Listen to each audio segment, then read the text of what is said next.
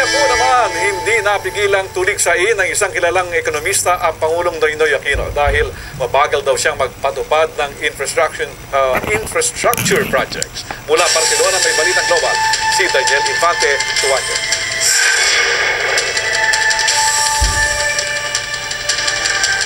Hindi good manager si Pinoy dahil sa kabagalan niya na may patupad ang infrastructure projects. Ito ang banat ng kilalang ekonomista at propesor na si Bernardo Villegas kay Pangulong Aquino sa gitna ng presentasyon para hikayatin ang mga negosyanteng Espanyol na mamuhunan sa Pilipinas. Sa 50 PPP projects o private-public partnerships, 6 lang ang natapos ito.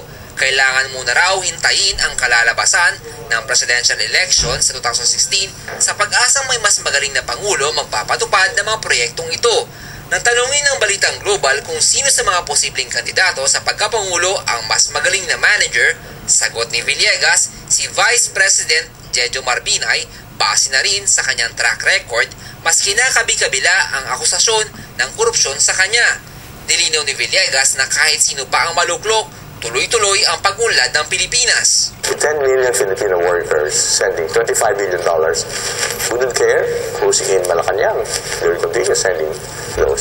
The 1 million people who are working for BPOs will continue and will increase at the rate of 10 to 15%, whoever is the president. Iniinganyo pa rin niya na mamuhunan sa Asia, lalo na sa lumalagong ekonomiya sa mga bansang VIP o Vietnam, Indonesia at Philippines. Para mahikayat ang mga negosyante, mahalagang ipakilala pa ang Pilipinas ayon kay Ricardo Barcelona ng Barcino Advisors Limited. Maybe there's also a need to update people about the Philippines. Yeah? Because as you know, for those people who think they know about the Philippines for the last 20 years, most probably they're not so up to date. We need to do more of this, but this has to be followed up by one-on-one contact, one company at a time, and that is what we do. Sa huling ulat ng Asian Development Bank, lumalago ang negosyo sa Pilipinas pero importanteng lutasin ang lumalaking agwat ng mayaman at mahirap sa Asia.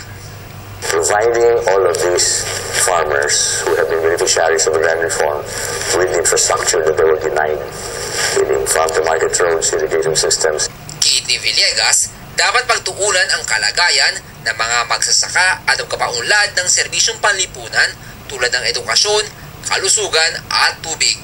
Daniel Infante Tuanyo, ABS-CBN News, Barcelona, Spain. Susunod.